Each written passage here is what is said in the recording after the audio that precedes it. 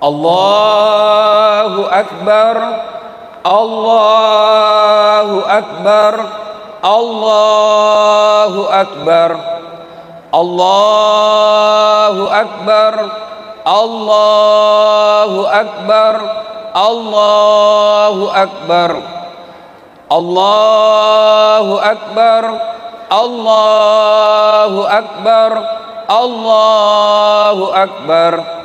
La ilaha illallah, wallahu akbar, Allahu akbar, walillahil hamd. Alhamdulillah, alhamdulillahi rabbil alamin, wa bihi nasta'inu ala umurid dunya waddin. Ashhadu an la ilaha illallah wa ashhadu anna Muhammadan abduhu wa rasuluh. Allahumma salli ala sayyidina Muhammad wa ala alihi wa sahbihi ajma'in. Amma ba'd. Faqad qala Allah subhanahu wa ta'ala fi kitabil karim. Bismillahirrahmanirrahim. Ya ayyuhalladzina amanu taqullaha haqqa tuqatih wa la tamutunna illa wa antum muslimun. Wahai orang-orang yang beriman, bertakwalah kalian kepada Allah dengan sebenar-benarnya takwa, dan janganlah kalian mati kecuali dalam keadaan beragama Islam. Wa qala idan, bismillahirrahmanirrahim, ya ayyuhalladzina amanu dukhulu fis silmi kaffatan wa la tattabi'u khutuwatis syaitan innahu lakum adu mubin. Wahai orang-orang yang beriman, masuklah engkau ke dalam Islam secara sempurna, dan janganlah engkau ikuti langkah-langkah setan, karena sesungguhnya setan itu musuh yang nyata bagi kalian. Wa qala idan, bismillahirrahmanirrahim, innallaha wa malaikatahu yusalluna 'alan nabi ya ayyuhalladzina amanu sallu alaihi wa sallimu taslima. Sesungguhnya Allah dan para malaikatnya bersalawat kepada Rasulullah Muhammad sallallahu alaihi wasallam. Maka wahai orang-orang yang beriman, bersalawatlah kalian kepada Rasulullah dengan sebaik-baik salawat. Ma'asyiral muslimin, sidang jamaah salat Aidil Fitri yang insya Allah dimuliakan dan dirahmati oleh Allah Subhanahu wa taala. Ramadan alhamdulillah telah kita tuntaskan. Puasa, tarawih, witir, iktikaf, tadarrus, bayar zakat, zakat harta dan zakat fitrah telah kita tuntaskan. Ramadan ini andai saya sekolah, dia adalah ujian akhir bagi anak sekolah. Seperti layaknya ujian, ada yang lulus ranking 1, ranking 2, ranking 3, ada juga yang sekedar lulus, tapi tidak sedikit yang tidak lulus. Dan ciri-ciri orang yang lulus itu, kita yang ada di depan dan saf pertama karena senang menyambut Aidil Fitri. Dan ciri-ciri orang yang tidak lulus, tidak dapat ijazah, mereka yang pulang lebih dulu. Itu tidak dapat ijazah, maka dia cepat pulang. Allahu Akbar, Allahu Akbar, Allahu Akbar, walillahil hamd. Suatu ketika Rasulullah sallallahu alaihi wasallam 1 Syawal sama hari ini naik ke atas mimbar ingin menyampaikan khutbah Idul Fitri. Melek maka tokba Nabi tak ketika naik ke atas mimbar seperti mimbar ini, beliau menaiki 3 langkah. Ketika langkah pertama naik ke tangga, Nabi mengucapkan amin. Langkah kedua Nabi lagi mengucapkan amin. Langkah ketiga Nabi lagi mengucapkan amin. Selesai khutbah kemudian sahabat bertanya, ya Rasulullah, kami tadi mendengar Anda mengucapkan amin 3 kali dan tidak biasanya seperti itu. Nabi kemudian menjelaskan, tadi itu datang malaikat Jibril berbisik kepadaku, berdoa kepada Allah berkaitan dengan Ramadan kita. Jibril berdoa, saya mengaminkan. Bayangkan saudaraku, malaikat Jibril, malaikat semulia-mulia malaikat, panglimanya malaikat berdoa lalu diaminkan oleh panglimanya, para nabi dan rasul, semulia-mulia Nabi Muhammad sallallahu alaihi wasallam, pasti doa itu dikabulkan. Apa doanya malaikat Jibril? Ya Allah, janganlah engkau terima amal ibadah Ramadannya anak yang durhaka kepada kedua orang tuanya. Saudaraku, biar puasamu baik, tahajudmu tiap malam, kau tadarus 2 kali hatam, tapi kau teteskan air mata orang tuamu, mu pediki hati tuamu, kau sakiti hati orang tuamu. Demi Allah, puasamu tidak ada guna, puasamu tidak ada akan sampai kepada Allah. Maka saudaraku yang masih hidup orang tuanya, bersyukur kalian kepada Allah, muliakan orang tuamu, berikan hartamu yang terbaik untuk orang tuamu. Jangan kau pernah hitung-hitung untuk orang tuamu, karena kita bisa seperti ini jasa dari orang tua kita. Maka Rasulullah pernah ditanya, ya Rasulullah, ada orang baik agamanya, bagus ibadahnya, tapi dia meneteskan air mata orang tuanya, dia mengecewakan orang tuanya. Apa kata Nabi? Anak itu jangankan masuk surga, baunya surga dia tidak akan dapat. Bersyukur kita yang masih hidup orang tuanya, meskipun sakit, meskipun menderita orang tua kita, lalu kita merawatnya bertahun-tahun. Ketahuilah, orang tua yang dirawat itu Allah tersenyum kepadamu karena engkau merawat orang tuamu. Tidak semua anak diberikan kesempatan untuk merawat orang tuanya. Umar bin Khattab pernah bertanya, ya Rasulullah, saya tahu tidak mungkin saya melihat wajahnya Allah di dunia, saya tahu tidak mungkin saya bisa melihat Allah di muka bumi ini, tapi saya mau ingin bagaimana supaya Allah tersenyum kepadaku. Maka Nabi menjawab, buatlah ibu bapakmu tersenyum, maka Allah pasti tersenyum kepadamu. Saudaraku, pulang lebaran ini, buat ibu bapakmu tersenyum, kasih yang hadiah yang terbaik, hibur dia, buatlah kalian dia bertemu kepadamu, maka Allah pasti tersenyum kepadamu. Adik-adikku para remaja, selesai biasa lemaran, kalian buka baju, kalian buka serban, kalian buka sarung, tapi kalian pergi tempat hiburan. Memang ada dosamu di tempat hiburan. Datanglah kepada orang tuamu, cium kakinya, jangan lepas tangannya sebelum dia katakan, wak dampangan nak, saya maafkan kamu. Dan kemuliaan orang tua itu luar biasa. Kita belum minta maaf, belum jabat tangan, apa kata orang tua kita? Nak, tidak ada dosamu nak, meskipun ada dosamu, aku telah memaafkan kau lahir dan batin. Saudaraku, banyak orang dalam rantauan seperti kita ini yang ada di Batu Licin, ingin mencium ibu bapaknya, ingin mencium tangan ibu bapaknya, tapi ibu bapaknya ada di Jawa, dia tidak kembali kampung karena uangnya terbatas. Maka saudaraku yang ada orang tuanya di tempat ini, kembalilah kalian, buat orang tuamu tersenyum, maka Allah pasti tersenyum kepadamu. Dengar firman Allah, imma yablughanna indakal kibra ahaduhuma au kilahuma fala takullahuma uf wala tanharhuma wa kullahuma kaulan karima. Apabila kedua orang tuamu sudah lanjut usia, dalam pemeliharaanmu, matoani to matoamu, dek nanole kasih murusu alena, dan ini tinggal di rumahmu, jangan kau berkata ah kepadanya, jangan kau teteskan air matanya. Ayat ini kemudian diterjemahkan, ditafsirkan oleh para ulama. Kalau kalian bangun masjid, boleh transfer duitnya dan tidak mengurangi pahalanya. Kalau kalian ingin menyumbang fakir miskin, boleh kirim pakai sopirmu.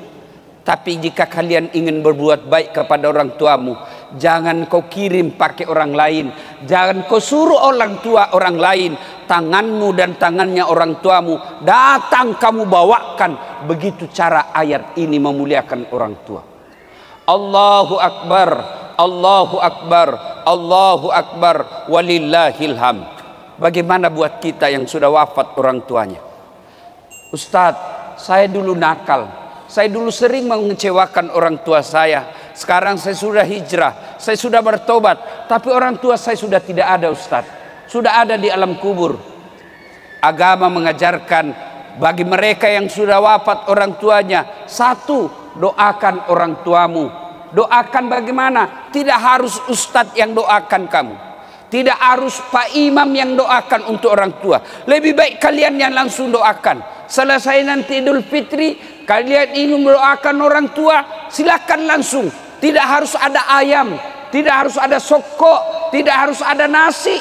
Kalian duduk menghadap kiblat, selesai ini doakan orang tuamu. Dan tidak harus melalui dasat latif, tidak harus melalui ulama, tidak harus melalui habaib. Doakan langsung, karena doa paling baik untuk orang tuanya dari bibir anaknya.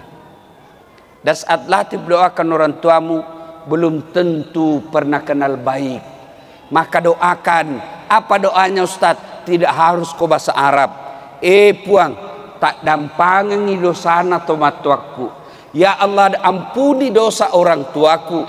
Terima amal ibadahnya, lipat gandakan segala kebaikannya, lapangkan alam kuburnya, jadikan kuburnya menjadi taman-taman surga. Tapi ingat, saudaraku para akhwat, ini makun raya perempuan, kalau pergi ziarah kubur, tidak usah kau pergi ziarah kubur kalau kelihatan auratmu. Tidak usah kalian pergi ziarah kubur kalau kau tidak mampu menutup auratmu dan pakai jilbab. Kalau kau pergi ziarah kubur tidak tutup auratmu, disiksa orang tuamu di kubur. Seolah-olah malaikat berkata, lihat ke itu anak gadismu, datang melihat kamu, dia pertontonkan auratnya. Untuk apa kalian bawa bunga? Untuk apa kalian bawa pandan? Kalau kau tidak datang dengan doa, apalagi sampai kau perlihatkan auratmu. Allahu Akbar, Allahu Akbar, Allahu Akbar, walillahil hamd. Yang kedua, kalau wafat orang tua, setelah doakan, sedekah. Ustaz, saya mau orang tuaku terang kuburnya, kirimi pembeli lampu di masjid. Ustaz, saya mau orang tuaku supaya ada AC di kuburnya, kirimi pembeli AC di masjid. Insya Allah sudah ada di situ.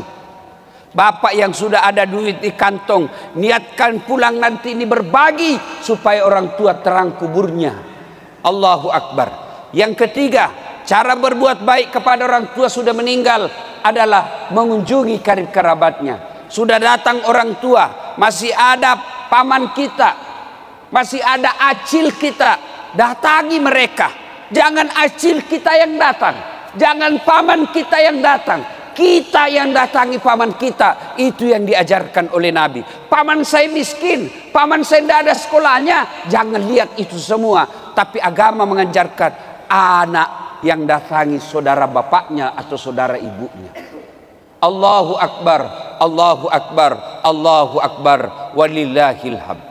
Yang kedua, orang yang didoakan tidak diterima amal ibadah Ramadannya.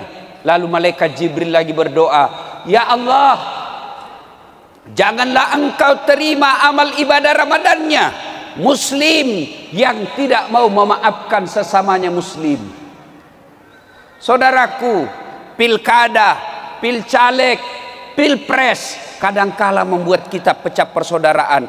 Itu keliru dan salah. Orang sudah jadi wali kota, orang sudah jadi bupati, orang sudah jadi presiden, orang sudah jadi anggota DPR. Kalian bertetangga masih musuhan, apa yang kalian dapat? Boleh kalian berpecah, boleh kalian berbeda pilihan, boleh kalian berbeda caleg, berbeda partai, berbeda calon gubernur, silakan. Tapi ajak tasi salah-salah, jangan bercerai-berai. Orang yang memutuskan tali persaudaraan, biar puasanya lengkap, tarawihnya tidak ada putus, zakat sedekahnya baik, 30 malam, tiap malam tahajud. Tapi dia memutuskan tali persaudaraan. Depan rumahnya bermusuh gara-gara parkir, sebelah rumahnya bermusuh gara-gara taman, sebelah kirinya bermusuh gara-gara got, belakang rumahnya bermusuh gara-gara binatang ternaknya. Dengar ancaman Nabi. Atadruna manil muflis? Tahu ndak kamu pendusta agama? Tahu ndak kamu orang yang bangkrut di akhirat kelak? Bangkero imato ku akhirat. pailit dia di akhirat nanti. Siapa mereka? Jarusu wa khati'ur rahim, tetangga yang jahat sama tetangganya dan yang memutuskan tali persaudaraan.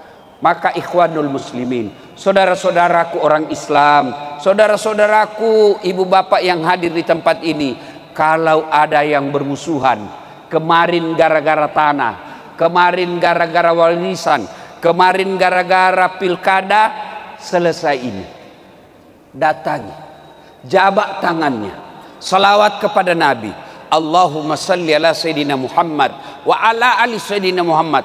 Jabak erat tangannya, sampaikan kepadanya, maafkan saya hilaf, saya keliru, saya mohon maaf lahir dan batin. Selesai itu. Kalau berkaitan dengan barang, kembalikan barangnya orang. Selama barang itu tidak kau kembalikan, selama itu barang itu doamu tidak, permaafanmu tidak diterima. Bapak-bapak yang pernah menyakiti hati istri, minta maaf dan sebut dosamu. Ustadz, bagaimana kalau kita pernah selingkuh? Tidak usah, karena pasti lebih kacau masalahmu. Allahu Akbar, Allahu Akbar, Allahu Akbar, walillahil hamd. Yang ketiga, yang didoakan oleh Nabi agar tidak diterima amal ibadah Ramadannya, ya Allah, janganlah engkau terima amal ibadah Ramadannya istri yang durhaka kepada suaminya. Kenapa Nabi menekankan istri yang durhaka kepada suami? Nabi tidak menekankan suami yang durhaka kepada istrinya. Karena kita suami menanggung tanggung jawab dunia sampai akhirat. Ibu-ibu yang ada di atas dan di belakang, dengar baik-baik. Kami ini laki-laki menanggung dosa ibu. Suaminya imam, suaminya penghafal Quran, suaminya mubalik, tapi istrinya tidak pakai jilbab, istrinya tidak puasa Ramadan, istrinya tidak sholat. Nanti di akhirat Allah mencari, mana ini suaminya? Kegelak kenai, mana suaminya? Kenapa istrinya begini? Maka suaminya diseret. Kau temani istrimu, ku anfusakum wa ahlikum nar. Itu di akhirat. Dunia, dengar ini ibu-ibu, malu seorang suami kalau istrinya pulang kampung, baju tahun lalu lebarannya masih itu tahun ini. Malu kita sebagai suami kalau kita sudah punya anak tapi masih ngontrak-ngontrak, kita tanggung rasa malu di dunia. Mana pernah istri berpikir malu kalau suaminya tidak pakai cincin? Dunia kita tanggung. Berapa banyak seorang suami cari muka, membanting harga dirinya, datang ke bank, minjam uang, kredit. Untuk apa? Supaya anak istri bahagia di rumah. Berapa banyak suami tidak tidur tengah malam. Untuk apa? Memikirkan perusahaan, bagaimana supaya perusahaan bisa langgeng. Berapa banyak suami jadi tukang gojek, jadi sopir, macet mobilnya, dan dia tidak telepon istrinya. Macet mobil, kempes mobil, dia tidak telepon. Kenapa? Supaya penderitaan suaminya dia tidak rasakan penderitaan oleh istri. Itulah sebabnya kenapa orang yang durhaka, istri yang durhaka kepada suaminya didoakan oleh Nabi agar oleh Jibril agar tidak diterima amal ibadah Ramadannya, dan Nabi mengaminkannya. Ada jamaah yang bertanya, Ustadz, bagaimana kalau suami yang durhaka sama istri? Tidak dijelaskan dalam hadis ini. Allahu Akbar, Allahu Akbar, Allahu Akbar, walillahil hamd.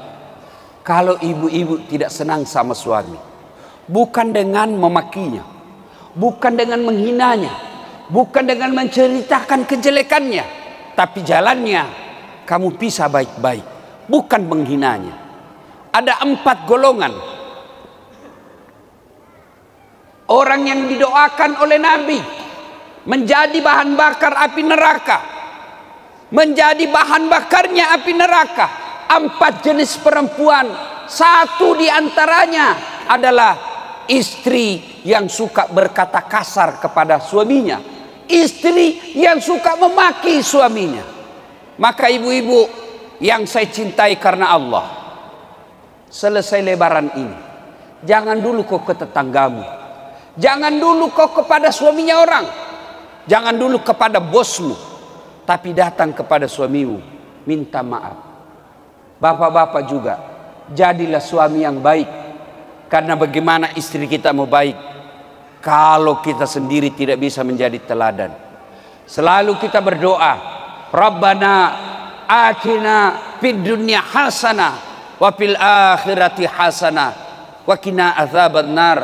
Yang doa di dalamnya satu di antaranya, ya Allah, berikan kami keselamatan, kebahagiaan di dunia. Dan kebahagiaan di dunia itu ada 4 unsur kata para ulama. Yang pertama, punya suami yang baik, punya istri yang baik. Kita bisa bahagia, kita bisa dakwah karena kita punya istri yang baik. Berbahagia bapak-bapak yang punya istri yang baik. Saya bisa ceramah seperti ini karena punya istri yang baik. Bayangkan kalau saya mau ceramah di atas mobil, tiba-tiba istri saya WhatsApp, Ustaz, kesetrum anakmu. Mana bisa lagi saya ceramah? Maka itulah fungsinya istri, membuat suami keluar cari nafkah, membuat hati suami tentram. Jangan malah begitu suami keluar, kita WhatsApp dengan kalimat yang tidak enak, kita kirimi pesan-pesan yang tidak nyaman dibaca. Kalau ada sesuatu yang ingin disampaikan, sampaikan secara langsung setelah ada suamimu di rumah, supaya dia bisa tenang, fokus bekerja cari nafkah ketika dia ada di luar. Allahu Akbar, Allahu Akbar, Allahu Akbar, walillahil hamd. Yang kedua, unsur fid dunya hasanah, punya anak yang soleh dan soleha. Percaya saudara-saudaraku, ketika kita wafat, pergi bapak ziarah kubur, siapa yang doakan kita? Ibu-ibu nih yang ada di atas dan belakang. Begitu ibu meninggal, siapa yang doakan ibu? Suami? Tidak, dia kawin lagi. Siapa yang doakan kita? Anak.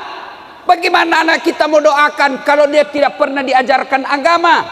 Lihat anak-anak kita sekarang, lihat anak kita sekarang nanti kalau ziarah kubur. Dia cuma datang ke ziarah kubur lalu dia tulis OTW ziarah kubur. Sampai di kubur dia foto lagi dirinya pegang batu nisan, kuburan nenek saya. Dia tidak ada berdoa. Maka begitu gambaran kita nanti. Ketika koniki buree, bapak ibu sudah dikubur, yang doakan kita anak. Kalau anak tidak dididik dengan baik, jangan harap dia akan doakan kita. Dan saudaraku, dikubur bukan 1 tahun, bukan 10 tahun. Bapak pergi merantau ke Jawa, orang Jawa merantau ke Batu Licin, kada nyaman, bulik ikam ke kampung. Tapi kalau sudah masuk di kubur, ada yang bulik. Kada enak di kubur, bulik ulun, kada ada. Allahu Akbar, Allahu Akbar, Allahu Akbar, walillahil hamd. Maka alangkah bahagianya orang tua di kuburnya sudah jadi tulang belulang, tapi anaknya setiap 5 waktu di sujud terakhirnya selalu berdoa, Allahumma ghfirli wali walidayya warhamhuma kama rabbayani shaghira. Bagaimana ada kita menjadi soleh dan soleha? Tidak usah cemaskan soal kantongnya, tidak usah cemaskan soal isi perutnya, cemaskan akhlak dan agamanya. Dan salah satu cara agar anakmu soleh dan tidak keras hati, tidak kepala batu, jangan kau kasih makan uang haram. Bapak boleh bisnis di luar, tapi hati-hati membawa uang pulang ke rumah, karena itu akan menjadi darah daging anak dan keturunan kita. Allahu Akbar, Allahu Akbar, Allahu Akbar, walillahil hamd. Yang keempat, yang disebut fid dunya hasanah, yang ketiga, yaitu punya teman yang baik. Teman yang baik bukan tinggi pangkatnya, teman yang baik yang bisa menunjukkan kamu ini baik, ini salah. Itulah teman yang baik. Bagaimana ciri-ciri teman yang baik? Masuk waktu sholat, dia ingatkan kita. Masuk waktu sholat, dia ajak kita sholat. itulah teman yang baik. Mana lagi teman yang baik? Mereka yang akan hadir ketika susah dan dia akan hadir ketika kita senang. Allahu Akbar. Dan yang keempat, fid dunya hasanah itu adalah punya harta yang berkah. Harta yang berkah itu bukan jumlahnya banyak, tapi berapa banyak harta kita bisa dinikmati oleh orang lain. Allahu Akbar, Allahu Akbar, Allahu Akbar, walillahil hamd.